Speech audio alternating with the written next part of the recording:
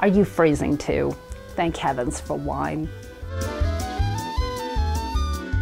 Hello and welcome to the Velveteen Lounge Kitchen. Your favorite cousin is back and I'm freezing my tuchus off. Here are two of my favorite ways to cope, and yes, they both involve wine. You're welcome.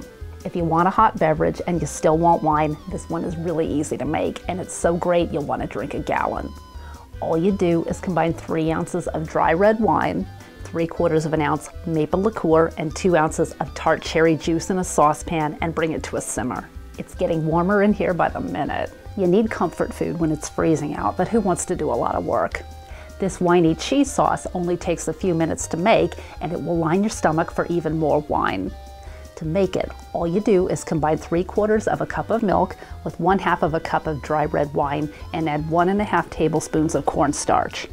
Pour that into a saucepan, add 1 teaspoon garlic powder, 1/2 teaspoon salt, and a few grinds of black pepper. Simmer until it starts to thicken, stirring it often, then add 1½ cups of shredded cheddar jack cheese and stir until it's combined. You can dunk anything you like into it or use it on pasta or veggies. I'm having mine straight up, don't judge me. Speaking of whiny, I went on another date. Why do I always get the whiners? This guy practically had a nervous breakdown because the barista at a certain coffee chain spelled his name wrong on his cup. First of all, I would have preferred wine, but it was 10 a.m. and at least he paid.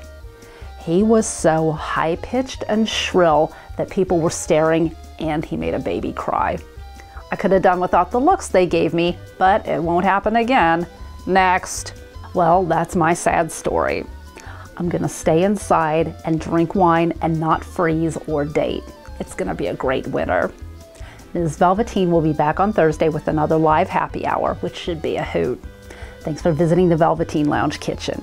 You stay warm, and I'll see you again real soon.